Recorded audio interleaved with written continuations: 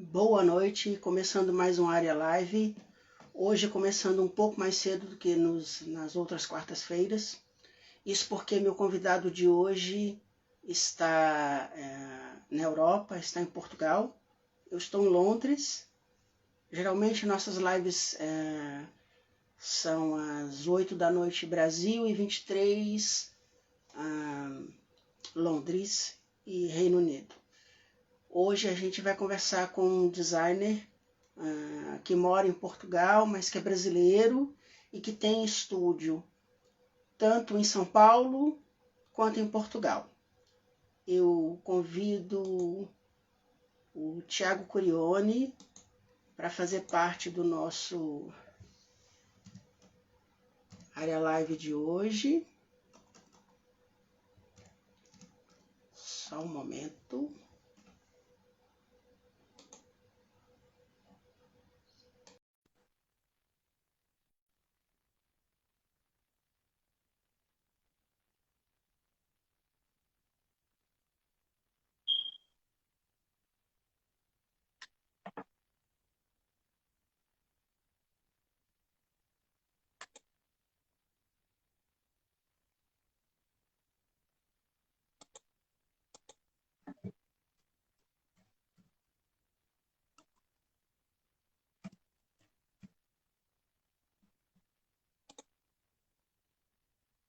Um momentinho que o Thiago já deve estar conectando.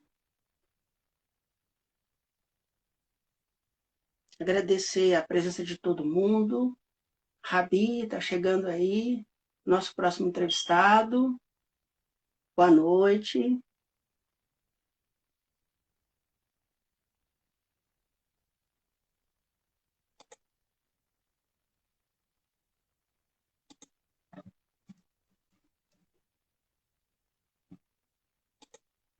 Só mais um momentinho.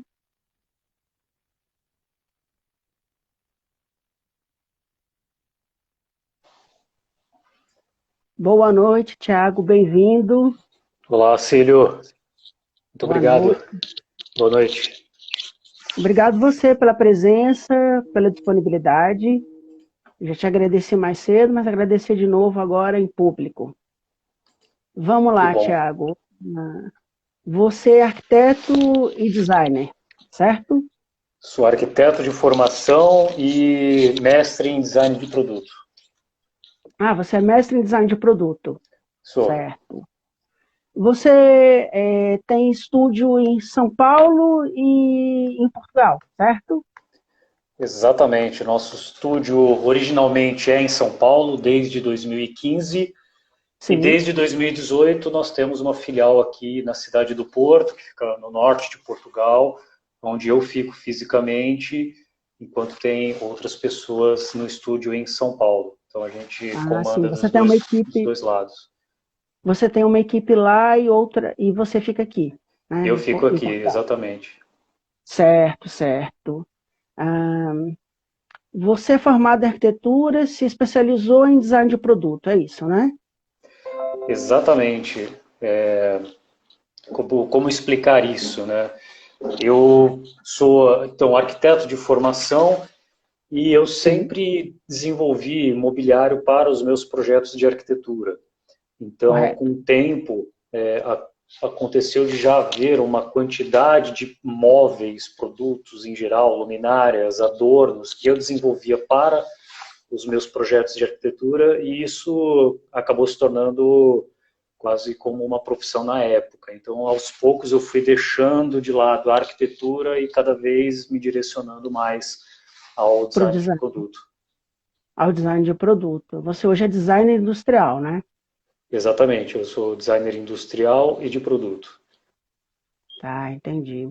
E por que Portugal? Me explica, curiosidade. Portugal, ele é conhecido como um dos principais locais para a produção de mobiliário. Então, eu estou a 15 minutos de uma das maiores, dos maiores conglomerados de fábricas específicas de mobiliário no mundo. Então, é uma cidade que ela é até apelidada de capital do móvel europeu. Então, é uma cidadezinha pequenininha que concentra ali quase 5.000 fábricas, todas correlatas a mobiliário. Então, tudo que você possa Olha, imaginar, nós temos entendi. aqui. Desde marcenaria, pintura, tapeçaria, enfim, a parte de serralheria e o que quer que seja, aqui nós temos bem próximo isso de nós. Mão Então, a de ideia obra era muito estar... especializada. Mão de obra muito especializada. Exatamente, são conhecidos, né, por... A mão de obra portuguesa é conhecida por uma alta qualidade, enfim, então a ideia foi estratégica, né, como a minha intenção é Sim, internacionalizar a marca, a certo. estratégia foi de estar baseado bem nesse miolo, vamos dizer assim, para que eu conseguisse daqui distribuir os produtos para o resto da Europa, enfim. É uma questão de produção mesmo, de logística. Sim, sim. Entendi. Hoje nós produzimos os mesmos produtos, tanto no Brasil, onde a gente tem algumas fábricas ali que nos atendem, quanto aqui. Certo. Então, o mesmo produto que sai no Brasil, sai aqui, a mesma coisa. Eventualmente muda Idem. alguma questão de madeira, enfim, um Sim, tecido que nós temos aqui e não tem lá, e vice-versa, mas basicamente em termos entendi. de Ah, desenho, e a gente sempre tenta assimilar muito, né? Então, se nós estamos trabalhando com você uma tem uma madeira clara, produção, você tem nós uma produção também... híbrida. Isso. Então, qual que é a ideia, né? Que cada lançamento seja feito de forma simultânea. Então, ao mesmo tempo que eu lanço aqui, eu lanço lá ao mesmo tempo. Entendi. E você hoje atende indústrias em Portugal? Desenha para alguma indústria específica? Porque Tem algumas em... você tem a tua própria marca que comercializa alguns dos seus produtos e você desenha para algumas indústrias, no Brasil que eu saiba, né? Que eu conheço, que eu já acompanhei, já vi alguns lançamentos. Sim, nós temos a nossa própria marca, que é a Curione. Então, ali debaixo desse guarda-chuva, vamos dizer, nós deixamos os produtos às vezes mais conceituais, que envolvem um pouco mais de técnica ou de um material muito específico, às vezes uma edição limitada, seriada, enfim, e aí nesse sentido fica tudo debaixo da marca Curione.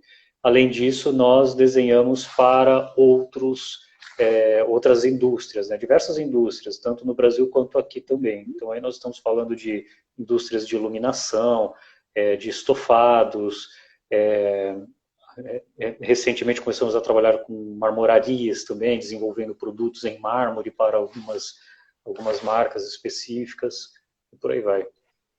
Essas peças de produção limitada é como a poltrona,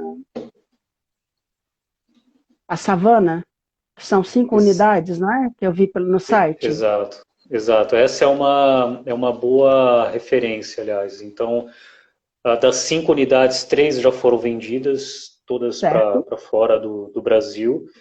E agora faltam 2 unidades e, inclusive, nós estamos estudando uma forma de fazer isso até de uma forma mais, eu diria, exclusiva. Então, nós pensamos em trabalhar com uma versão em NFT da Savana, Sim, onde o cliente ele vai adquirir as 2 últimas unidades vão ser vendidas nesse par, digital e físico. Então, a pessoa que comprar o modelo físico recebe o NFT, que seria o arquivo digital, né, desse produto, certo. ou vice-versa. A pessoa comprou o digital, ele recebe a peça física.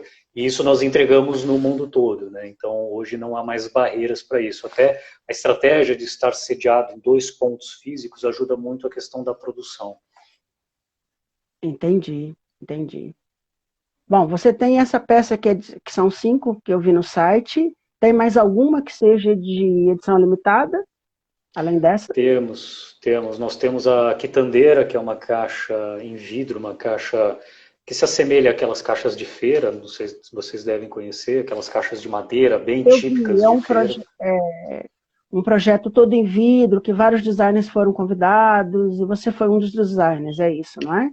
Exatamente, essa é uma peça numerada também, e seriada, então nós fizemos ela tanto no vidro incolor quanto no extra clear, e em cada uma das versões a gente tem uma quantidade ali para fazer. E depois que vende todas, esse produto está fora de linha. Então, é isso, é trabalhar com essa exclusividade, essa questão da escassez também é algo que a gente procura muitas vezes explorar dentro da marca Curione, né? Quando nós desenhamos para uma outra indústria, para uma indústria que pega forte na parte de comércio, né, do retail, Uhum. aí nesse sentido nós exploramos o máximo do fator comercial que aquele produto tem para explorar, né? Então justamente visando Ok. uma alta tiragem, produção ilimitada, rapidez de produção, controle de qualidade apuradíssimo, e muitas vezes quase a mão do homem já nem trabalha mais naquele produto, né? É tudo feito por Entendi. máquinas, enfim.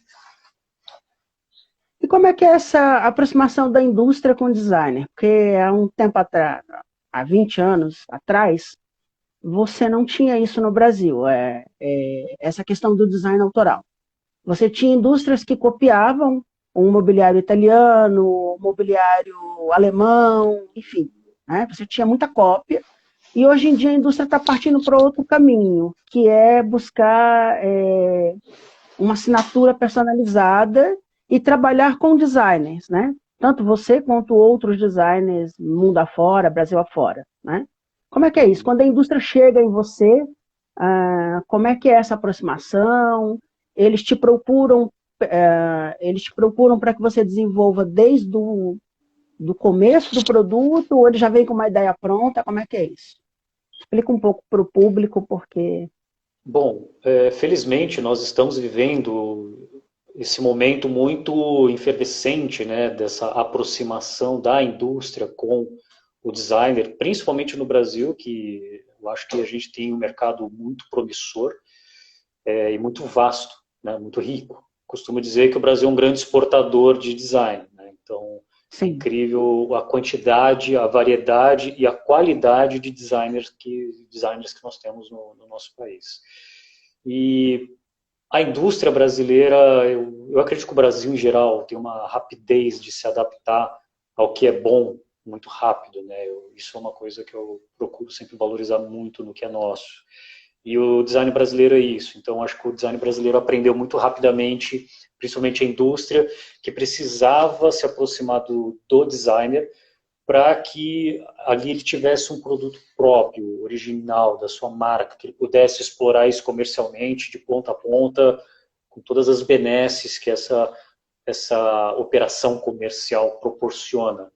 E quando que ele apelava para cópia, na verdade, rapidamente ele era descoberto, enfim, e isso acabava virando um grande problema para ele. Nós ainda temos muito esse problema no Brasil, mas muito menos do que há pouco tempo atrás. Por que eu digo pouco tempo atrás? Porque eu acho que nós estamos evoluindo muito rápido, né?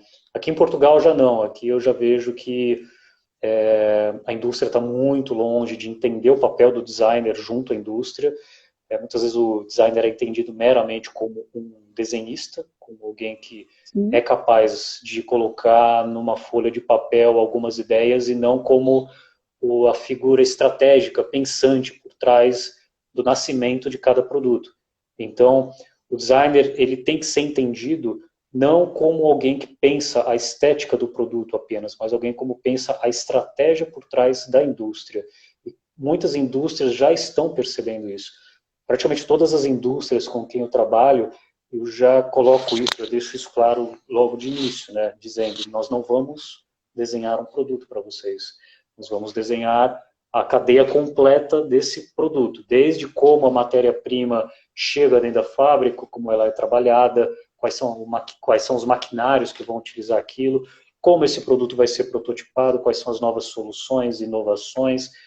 A partir do momento que nós temos essas respostas, aí sim nós partimos para o desenho do produto, né? O desenho, na verdade, ele é uma mera resultante de uma série de outros quesitos, outros padrões que são combinados dando aquele desenho. E aí pensar o produto, depois pensar em toda a cadeia de desenvolvimento dele, como aquilo vai ser comunicado. Grande preocupação do meu trabalho está na comunicação do produto para os meus clientes. Então, ajudar justamente a fábrica a explicar aquele produto para o mercado, né? E, enfim, fazer com que esse produto chegue lá na ponta, na mão do usuário, de uma forma com que o usuário seja um transmissor de toda a cadeia de conceito que o produto carrega, né? Se nós estamos dizendo que o produto bebe do design da fonte desde o início, né, não é possível que esse produto, esse conceito todo, essa história toda, morra no momento que a pessoa compre. Então, para mim é muito importante que o usuário transmita essa história toda adiante, a partir do momento que ele compra. Então, toda essa parte de comunicação é algo muito importante também do meu estúdio e que eu costumo desenvolver junto aos meus pares. Quais as indústrias no Brasil hoje que você trabalha? Fala um pouquinho sobre as indústrias. Bom, eu comecei a trabalhar recentemente com a Cosmo, que é uma indústria de Votuporanga. Votuporanga é uma cidade do interior de São Paulo que tem uma série de indústrias de mobiliário. E com a Cosmo foi justamente, acho que talvez esse caso mais emblemático disso que eu estou dizendo, né? Porque lá eu tive realmente carta branca para comandar toda a parte de desenvolvimento do produto em si, mas também da cadeia produtiva. Eu acho que isso que é o mais importante, né? Também a usina iluminação, que só trabalha com luminárias, nós fizemos uma coleção gigante para eles esse ano, uma coleção que está sendo distribuída com muito sucesso no Brasil todo. A Mestre Artesão também, que faz mobiliário de área externa, a Toca da Movelaria, a Giovini também, que são indústrias muito grandes, a Giovini em especial, embarca uma tecnologia impressionante em tudo que eles fazem, e por aí vai, algumas outras também, mas eu acho que essas seriam as mais importantes hoje que estão conosco. Eu vi que você tem uma coleção muito grande de produtos de iluminação, bem ampla, bem grande. É a tua paixão ou não? Não necessariamente. Eu gosto muito de desenhar cadeiras, na verdade. Cadeiras, assentos em geral. Eu acho que se eu pudesse dizer que há uma paixão, seria isso. Eu adoro desenhar cadeiras. Mas Cadeira é o, é o desafio de todo designer, né? eu Fazer acho que cadeira. talvez por isso você. Eu estudei durante muito tempo ergonomia de assentos, né? Então, para mim é muito importante que uma cadeira seja quase como um terno bem cortado, né? Então, aquela Alta roupa que costura. você... Alta costura, exatamente, o famoso sumisura. Então, feito sob medida, alguma coisa que você realmente... eu acho que a pessoa, quando senta numa cadeira minha, ela tem que esboçar um sorriso, alguma coisa assim. Quase como se ela se sentisse surpresa por algum fator, né? Então, eu acho que isso é importante. Então, a gente está falando de ângulos muito bem acertados, às vezes um balanço que a peça proporciona, os materiais, tudo isso eu tento exprimir nesses produtos. Mas a iluminação é porque eu acho que todo designer é meio mosquito também, a gente é atraído pela luz, assim, então de certa forma eu gosto muito de iluminação também, muito por conta da capacidade que a indústria de iluminação tem, porque a indústria de iluminação ela não tem nada a ver com a indústria do mobiliário. Então, as soluções são outras, os materiais são outros, os parafusos são outros, tudo é muito diferente, a escala é diferente. É Os desafiador. sistemas de montagem são muito mais sofisticados, eu diria. E a tua parte de iluminação sai do convencional total, né? Por exemplo, essa linha satélite é completamente diferente de tudo que eu já vi. Em matéria de iluminação, esse lustre Rufer, que é como um Rooftop. telhado, é super interessante, porque tem plantas, né? Que dá para colocar plantas. Eu não sei se ele já vem com essas plantas ou se isso ele é feito para colocar qualquer tipo de arranjo, como é que é? A primeira coleção satélite é uma coleção que ela se chama satélite porque ela sempre tem um grande rebatedor, né? Então, Como explorando a um pouco lua. dessa... exatamente, como um satélite. E aí a ideia é trabalhar com a reflexão da luz para que ela seja sempre mais suave, né? Então, é aquela luz rebatida. E no caso da Roof Lamp, que é esse lustre que você comentou, ele faz parte de uma coleção que se chama Life Collection, que é uma coleção de mobiliário vivo.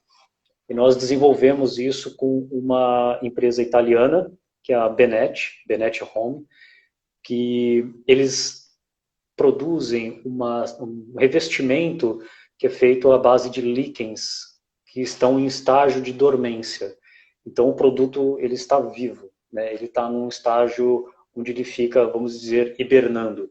E aí nós desenvolvemos uma série de mobiliário em ferro, em metal, e essas placas de líquens, né, que são uma vegetação, elas são fixadas através de mantas magnéticas que são fixadas na estrutura do móvel. Então, todo o produto, e nós não fizemos só o lustre, nós fizemos mesa também, enfim, ele tem uma carcaça metálica para que haja a atração magnética dessas placas, né? Então, nós sempre tem essa entra naquela categoria muito exclusiva, né? Então nós fizemos edições únicas desses produtos que foram vendidas já, enfim, mas sempre buscando essa questão um pouco da inovação e muito da exclusividade, né? É legal que às vezes você consegue pegar algumas coisas dessas coleções que são mais exclusivas e levar às Sim, vezes para algo mais rotineiro, né, através de uma simplificação dos processos, levando para uma coleção mais de combate, vamos dizer. entendi. Você estava falando sobre as cadeiras, né? E eu vi essa poltrona Black Sheep, é assim que pronuncia? Sim, Black Sheep. Eu estava lendo sobre ela, vendo no site, e a tua preocupação com a ergonomia, né?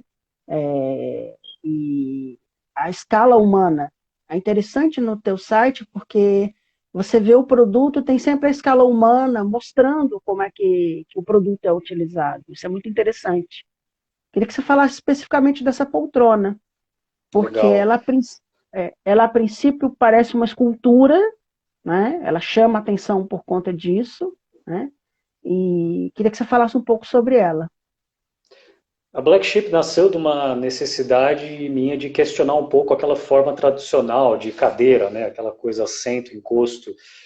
E, e muitas vezes você fugir do convencional é algo muito difícil, né? Ainda mais fazendo alguma coisa que esteja esteticamente bem resolvida. E a Black Sheep, ela nasceu um pouco dessa questão de repensar a forma como a pessoa sentava, mas mesmo assim garantindo muito conforto, né? Então é uma peça que ela é formada basicamente por dois cilindros e quando a pessoa senta nela você fica encaixado na peça, né? Então e você tem diversas formas de sentar nela. Você pode sentar de lado, de frente, de costas, com as pernas entre os cilindros, de diversas maneiras. Então era quase como uma peça que a pessoa pudesse habitar ali da forma como ela quisesse, de uma forma despretensiosa. Muito E a bacana. gente apostou no uso de uma pelúcia para ela, né? Então, isso foi logo em 2017, então a gente queria fugir um pouco do uso da pele natural, e aí nós partimos muito inspirado pela indústria da moda também, que na época estava fazendo muito uso de pelúcias, é, quando eu digo moda, eu digo alta costura, né? Então, partindo para aqueles, apesar desses tecidos terem nomes de animais, né? Então, raposa do Ártico, urso da montanha, é sempre sintético. E aí Sempre utilizar fake. esse, sempre fake. E aí utilizar isso nos produtos, e aliás, o conforto é incrível, porque é sempre algo muito amistoso, amigável, né, ao toque. Então o resultado foi muito bom. E hoje, inclusive, nosso último lançamento que nós fizemos, que é a poltrona fartura, ela continua nessa pegada da, da pelúcia, né, que eu acho que é um material incrível e que tem muito a oferecer ainda. Entendi. Falando sobre outro produto teu, a poltrona truncado, que tem uma cara de... tem material industrial envolvido nela, né? Que são esses tirantes, esses... São cintas. são cintas para prender material, prender... que é utilizado na indústria... De na transporte. indústria... de transporte. Eu achei bem legal, achei bem interessante essa cara industrial que ela tem, né? Uhum. A Truncado, ela nasceu muito também inspirada justamente nessas caçambas de caminhões, onde nós vemos a caçamba do caminhão lotada de coisas e com essas cintas catraca que tracionam e prendem tudo no lugar. E a ideia foi justamente trazer isso para uma peça para dentro de casa, né? Que a poltrona, pode ser poltrona, pode ser sofá, enfim, mas basicamente são dois elementos muito simples, que é o assento e o encosto, e tudo fica travado por essas cintas catraca, né? É a Então, cinta mesmo que prende as duas almofadas, é isso? exatamente, se você soltar a cinta, você separa os elementos. Então, Ah, até do ponto interessante. de vista de construção, é muito simples isso, né? Muito intuitivo. E todo E produto que eu facilita o faço, eu transporte. gosto. Sim, todo produto que eu faço, eu gosto muito de trazer essa parte da intuição, né, para o uso. Então, a pessoa olha para o produto e ela entende exatamente como ele é montado, como ele é construído. Eu acho que isso é essencial também. Desmistificar um Entendi. pouco, né? Outra poltrona tua que eu não conhecia, que é origami. Eu achei muito interessante, que é uma chapa de metal totalmente dobrada, né? Exato. A De onde origami é surgiu uma. isso? Ela nasce também dessa. Eu costumo fazer muitas maquetes, né? Maquetes físicas mesmo, até para entender um pouco como isso vai funcionar na linha de produção.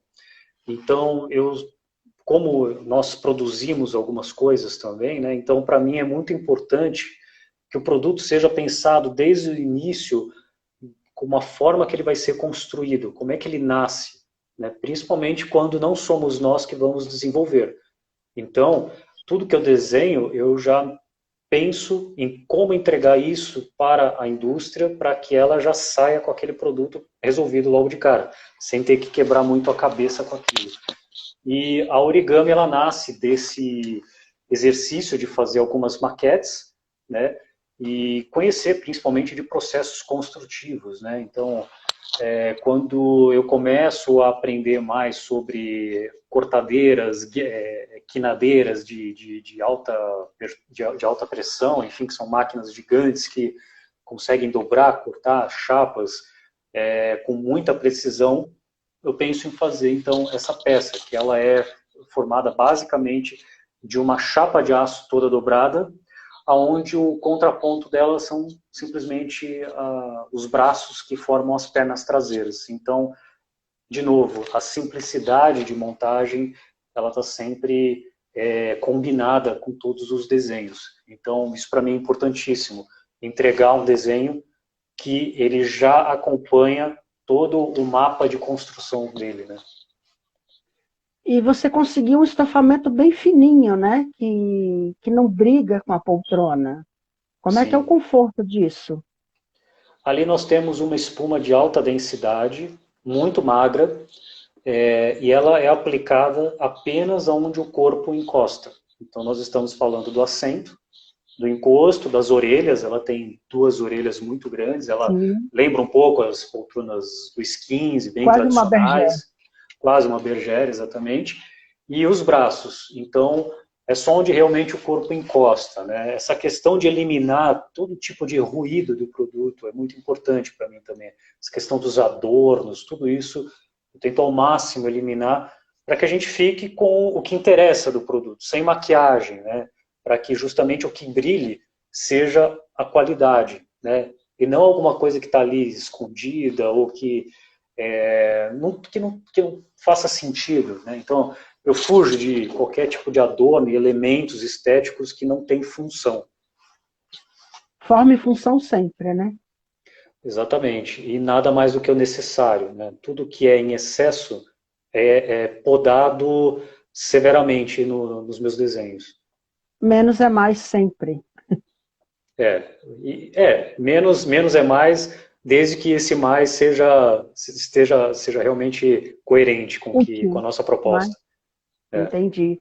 Eu vi que você tem uma preocupação, não sei se essa é uma preocupação, mas de criar linhas mais completas. Por exemplo, a Velvet, ela tem poltrona, ela tem banqueta, ela tem cadeira, tem, a Velvet não tem mesa, né? Só tem os assentos, é isso?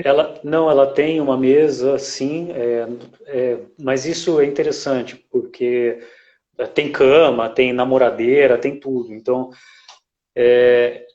eu gosto de explorar essa questão de você tirar até a última gota do limão, né? Então, isso para mim é extremamente importante.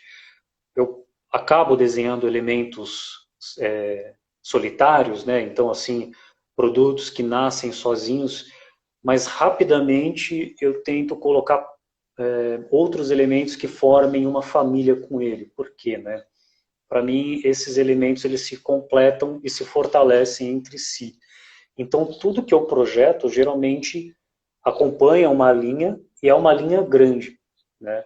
Então, principalmente quando algumas indústrias me convidam para desenhar, eu desenho um produto, mas eu entrego junto com aquele produto uma série de variações que podem ser exploradas, né? Porque se uma solução é boa e no fundo um designer tem que estar em busca de uma boa solução e não em busca da estética, que nem eu disse logo no começo, a estética é uma mera resultante de soluções bem acertadas.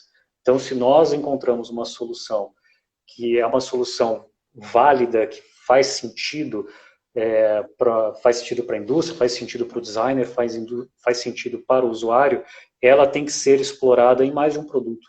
E aí realmente vem esse quebra-cabeça de vamos ver até onde conseguimos levar essa solução. E a Velvet ela tem essa assinatura muito clara, que é esse encosto solto, né? Então é quase como uma letra V, e isso nós levamos para diversos outros produtos que não só assentos, né? Como por exemplo o carrinho de chá Velvet, que é um dos nossos campeões de venda da nossa linha. Então nós pegamos aquele perfil da cadeira e traduzimos para outros produtos. Que é quase uma linha desenhada no ar, né? Quando você olha de lateral. Sim, É quase então uma linha é, única, nós né? Sem linha. procuramos trabalhar com perfis muito esbeltos, longínquos, né, para que justamente tivesse essa permeabilidade visual quando visto de perfil. Então, quando você olha ele de perfil, qualquer produto da linha Velvet, basicamente, você vai ver linhas muito simples, muito puras. Até muitas pessoas se questionam se a peça é resistente, né? É uma peça extremamente resistente, porque nós trabalhamos com tubos de aço, com cordões de solda muito bem feitos. Então, é uma peça realmente muito robusta, vamos dizer. Eu vi que nas tuas coleções o grande, aparece quase que 90% das suas coleções o metal, né? Tanto no mobiliário quanto nos objetos e tudo. É a tua paixão ou não? Não, eu acho que eu estou desenhando mais produtos em madeira, inclusive trabalhando com indústrias que só trabalham com madeira atualmente. Mas a questão do É o caso da metal, linha pipa, né? A a linha linha pipa. pipa, a poltrona fartura também, é toda em madeira, o banquinho Fuji, a própria poltrona Savana, Savana em Vime, né? Mas também não tem nada em metal. Mas eu acho que a grande questão do metal são os grandes vãos que nós conseguimos. Então, com o metal nós conseguimos elementos, produtos muito mais esbeltos, não é? E com a mesma robustez. Enquanto na madeira nós temos que trabalhar com perfis um pouco mais grossos, né? E aí, nesse sentido, eu prefiro muito mais chamar atenção para isso mesmo, para essa bitola mais volumosa, né, dos produtos em madeira, como é o caso da poltrona fartura, que aí nós já aí a gente realmente leva isso ao ápice e trabalha com bitolas extremamente vigorosas, como é o caso da fartura, que tem ali, se eu não me engano, agora não me falha a memória, são 12 centímetros de bitola. Então são realmente toras, praticamente toras de madeira que nós estamos explorando. Então, é quase essa dualidade entre o super delicado e o bruto, né? Então eu gosto um pouco desse contraste também. Entendi. No carrinho de chá Velvet você consegue essa mistura do metal com a madeira que fica belíssimo, né? Aquela roda de madeira É, grandona, no perfil, aquilo ficou muito bonito, chamou muita atenção. Você agora está trabalhando com outros materiais, está, parece que começando a entrar com as pedras, né? Isso é Sim. novidade? Como é que está isso? Como é que está essa descoberta de novo material? Bom, a questão da pedra, do mármore, nós já trabalhamos há algum tempo, especificamente pela luminária Bubble, né, o abajur Bubble, que inclusive foi premiado na Itália, prêmio máximo no A-Design Awards, prêmio de iluminação na categoria iluminação, e Você ganhou três prêmios do A-Design Awards, não é isso? sim, foram três. Eu Quais foram os ganhei, produtos? Foi a Bubble? a Bubble foi ouro, a Savana foi prata, e o Banco Angel, que é feito em Corian, da Dupont, foi bronze. Certo. Foi bronze. E voltando à questão dos materiais, né, nós agora estamos desenvolvendo uma coleção também super exclusiva com uma indústria de iluminação, onde nós vamos trabalhar com citrinos, que são pedras semi-preciosas, lâminas de Sim. citrinos, eles têm diversas cores, que eles servem como se fossem as lâminas de PVC, de acrílico das luminárias, né, para não dar aquele ofuscamento. Então nós estamos trabalhando com um material extremamente nobre, que é essa pedra.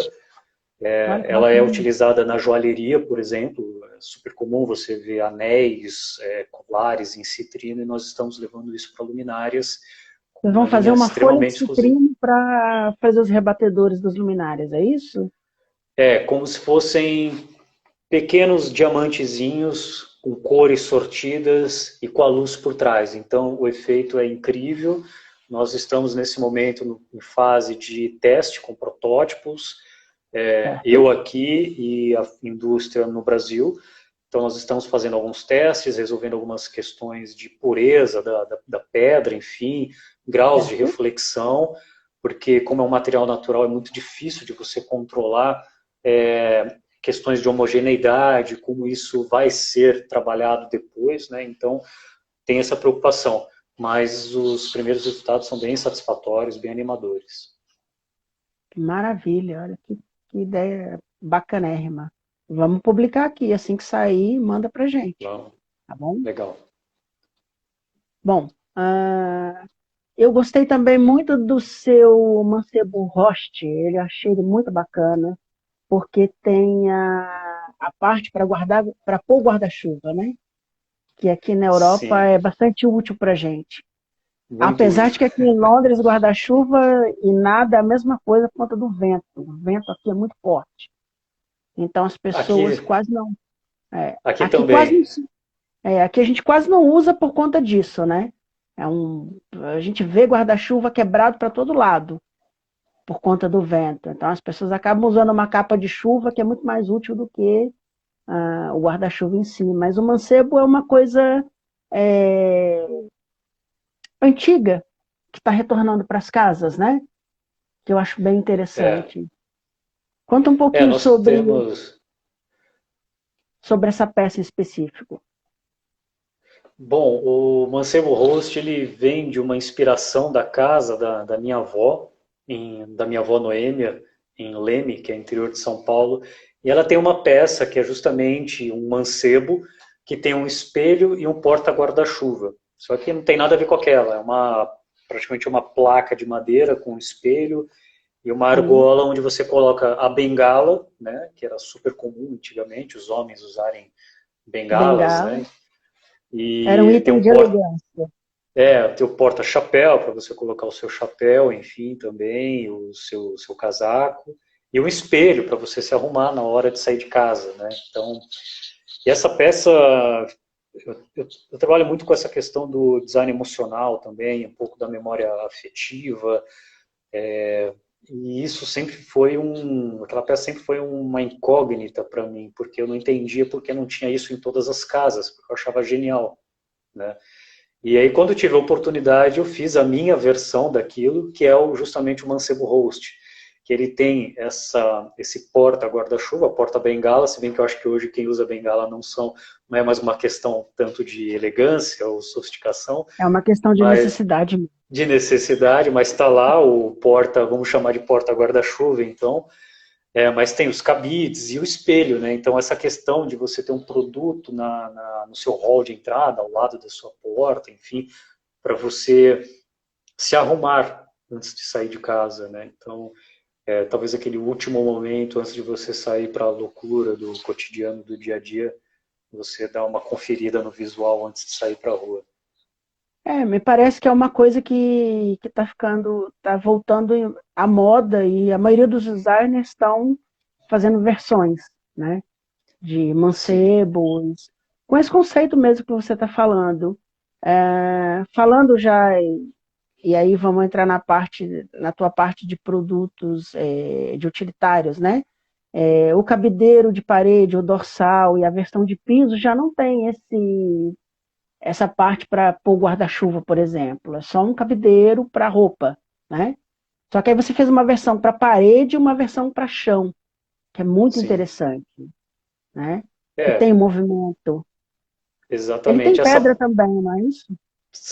Eles são em pedra e a história eu acho que mais importante da linha dorsal é o fato de todo esse mármore que é utilizado, ele é proveniente de descarte.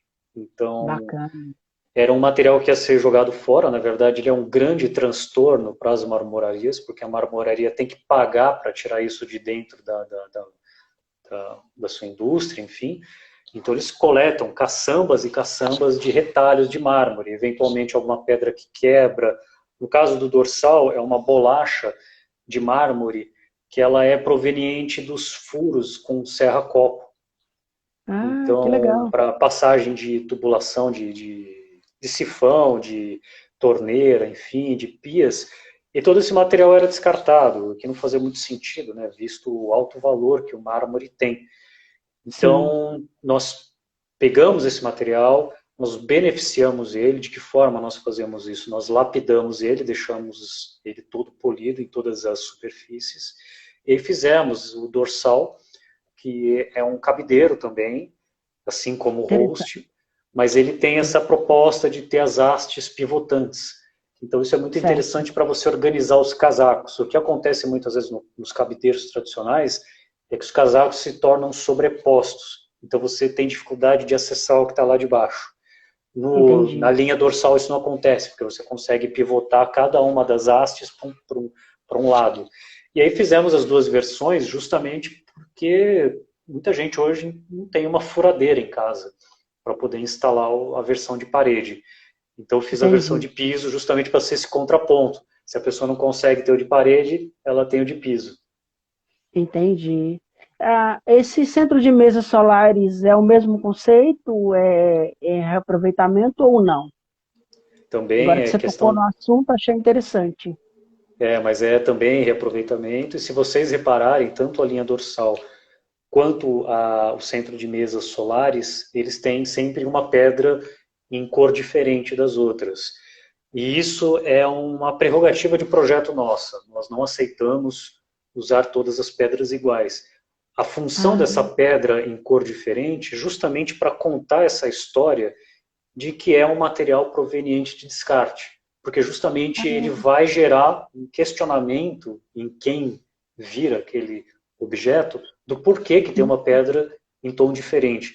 E isso é justamente o gatilho para que o cliente, o usuário, enfim, a pessoa que comprou aquele produto, possa contar essa história para outra pessoa. Então, isso retoma ao início do nosso bate-papo, onde eu falo que se o design ele é um conceito tão importante para o desenvolvimento de produto, essa história ela não pode simplesmente morrer no momento em que a pessoa compra. A gente precisa dar todo o engajamento e o conteúdo e as condições para que a pessoa explique essa mesma história como se fosse ela que tivesse desenvolvido, né? Então entendi. todo produto meu ele carrega, ele tem um rastro de história, de storytelling, vamos chamar assim, muito importante, porque isso é parte de toda a comunicação do produto, né? Então, por que que aquilo existe? Ele não pode simplesmente existir por uma razão trivial, né? Fiz mais uma cadeira, fiz mais um cabideiro. Não, eu fiz porque tinha esse ponto que precisavam ser abordados, porque eu sentia a necessidade de solucionar essa questão, e por aí vai. Você está tocando num ponto muito importante que esses anos todos, sempre vi acontecer na indústria. A indústria contrata um designer, faz um produto, tem toda uma história por trás daquilo ali, mas o produto chega no ponto de venda e essas histórias não são contadas, né? Porque é isso que você está falando que atrai o cliente, na verdade. É isso que faz o produto vender de certa forma. Não é só o visual. Mas esse produto chega até o lojista e essas histórias não são contadas de certa forma, né? Quem está vendendo o produto, o vendedor no ponto final, não sabe dessas histórias. Então, Exatamente. eu acho que precisa ter mais esse cuidado. É uma coisa que eu sempre prestei atenção e sempre vi, né, na indústria. Eu vi grandes produtos nascerem e morrerem por conta disso, né? Chegarem nas lojas e não tem história para contar. E aí o produto passa desapercebido, né? E produtos também onde o vendedor não sabe quem é o designer, né? Eu tenho,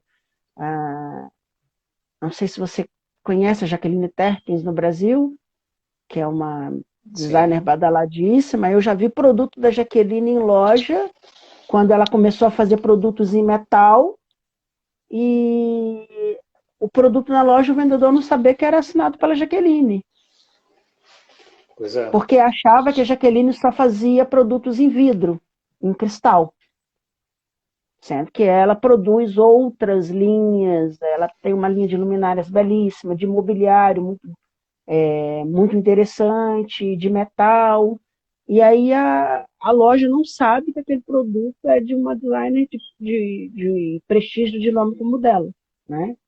Então, isso é complicado, é interessante ter essa visão, né? Preparar o produto em todas as fases, desde a produção até a comercialização. Isso é Exato. importantíssimo. É isso aí. O teu escritório tem a parte de consultoria, né? A consultoria, quando você fala para a indústria, para outros designers, como é que você trabalha isso? Bom, basicamente é para a indústria. Então, nós pegamos todo o conhecimento que nós temos tanto de desenvolvimento de produto, mas também de comunicação, estratégias de comercialização.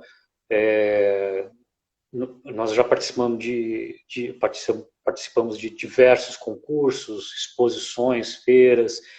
Então a gente pega todo esse conhecimento que vem embarcado ao longo do tempo e ajuda a indústria a justamente atingir algumas métricas que são importantes para elas, né? Então, o que nós sabemos é que a indústria muitas vezes não tem o tempo necessário para se dedicar a algumas frentes de trabalho que são importantíssimas quando nós falamos de produto, né? Pesquisa de tendência, desenvolvimento de imagens, vídeos de produção, enfim. Então, essa questão até mais de direção de arte também acaba sendo uma frente de trabalho que eu costumo explorar. Você estava falando de design emocional e eu vi no teu site agora a poltrona Noêmia. É em homenagem à sua avó também? É, essa É? avó que tinha a casa com o cabideiro, com o Isso. mancebo, é a avó Você Noêmia. acabou de falar, é a cadeira em homenagem a ela. Exatamente. São Uma aquelas cadeira de cadeiras de balanço. espaguete, lembra Isso, um pouco aquelas cadeiras de espaguete, é uma cadeira de balanço. É de espaguete exatamente. também? É de É, espaguete também. estou vendo agora. É. Isso é interessante falar sobre essas inspirações, né? O motivo de fazer. E essa mesa picolé, por quê? Bom, a mesa picolé, ela foi feita aqui em Portugal já, com uma indústria daqui, né, para a qual eu desenhei. E é uma peça que ela tem essa inspiração nos palitos de picolé, e justamente por querer desenvolver uma mesa 100% em madeira, explorando toda a riqueza que a madeira tinha, né? E certo. o palito de picolé, ele tem essa proposta, né? Então ele é inteiro de madeira. E por que não explorar isso no mobiliário? Então, no fim das contas, a linha é uma linha, né? O picolé é uma linha que tem espreguiçadeira, a mesa e cadeiras e sofá. Então, é uma linha voltada mais para o espaço semi-outdoor, né? Então, pode ser também exposto à área externa, mas indicado também para essas varandas de passagem do ambiente interno para externo, onde nós deixamos ali 2/3 do produto em madeira natural, no tom da madeira natural, e 1/3 nós aplicamos uma pintura. Entendi, entendi. Bem bacana. Bom, Thiago, conversa muito boa. Para a gente finalizar, eu queria que você falasse onde é que eu encontro os teus produtos, deixasse as tuas redes sociais para o nosso público. Foi um prazer, bom conhecer bons designers espalhados pelo mundo, né? É bom ver o design brasileiro chegando a vários lugares, isso é muito bom, né? Eu sou de uma época que isso não acontecia, há 20 anos atrás nem se ouvia, não se falava nisso, né? E é muito bom ver essa evolução do mercado. Eu queria finalizar com você, que você dissesse onde você, falar suas redes sociais, onde a gente encontra, onde é que está o teu estúdio, você já falou no começo, mas é bom sempre repetir, né? Legal. Bom, nós temos um estúdio em São Paulo, né, Sim, na região ali da Zona Norte, em Santana. certo, Tem aqui a unidade na cidade do Porto também. certo, E, bom, nosso arroba é o arroba Thiago Curioni, então dá para certo. encontrar todos os nossos produtos ali. Eu costumo usar muito o Instagram para fazer lançamentos também, né? Então, principalmente por Sim, estar distante, muitas vezes, é a forma que eu encontro de mostrar coisas novas. Nós devemos apresentar logo em janeiro um produto novo, que é uma nova poltrona também. Então, com certo. certeza vai ser feito ali pelo Instagram, que é a poltrona Pierre, que é uma poltrona toda em madeira, Certo? que foi feita em parceria com a Arte em Cadeiras, aí de São Paulo. O nosso site, thiagocurioni.com.br, então lá vocês também conseguem encontrar todos os produtos, todos os canais de comunicação comigo, enfim, é bem fácil de me encontrar. Eu vi que no teu site já tem um link direto para pedir orçamento, que é bem interessante, né?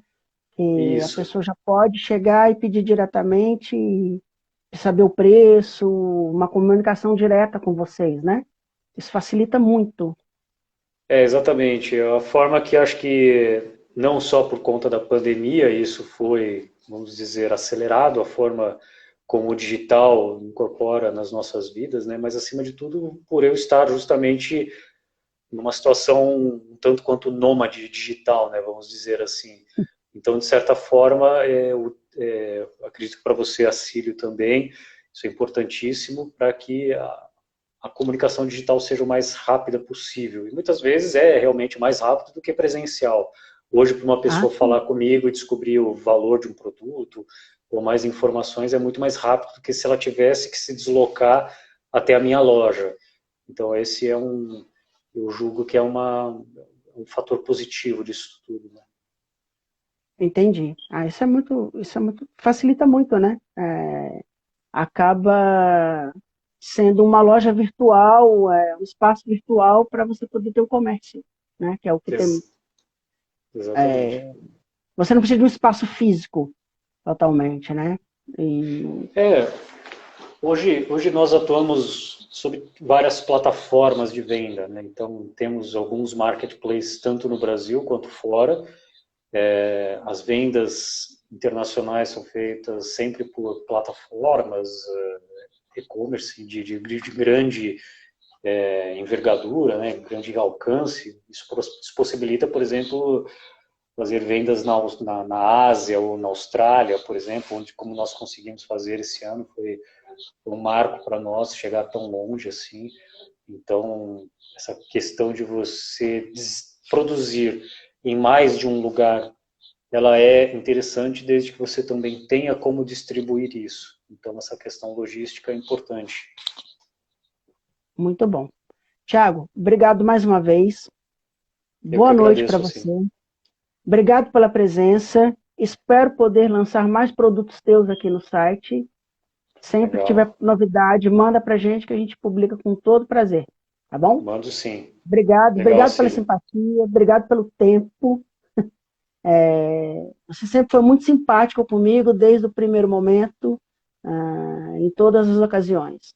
Desde o pedido da entrevista, até a negociação, até o envio de material. Isso é muito bom. Tá? Legal, Cília. Eu que agradeço. Te agradeço e espero você mais vezes aqui.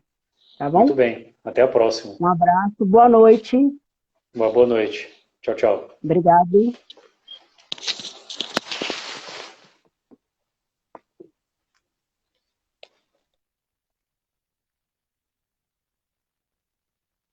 Boa noite para você que está nos assistindo.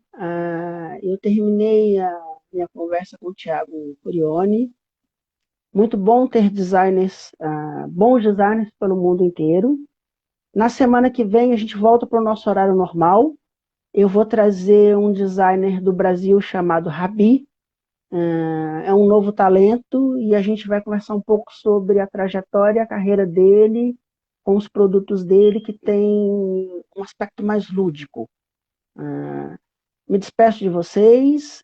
Dia 29 é a nossa última live desse ano, mas nós já temos lives agendadas para janeiro, com várias pessoas, vários artistas muito legais. Dia 5 nós temos uma designer de Brasília e dia 12 nós vamos conversar com a Sônia Mena Barreto, que é uma super artista plástica brasileira, e estamos fechando mais entrevistas para janeiro e fevereiro. Obrigado, boa noite, e nós encerramos por aqui. Área Live, assista essa ideia.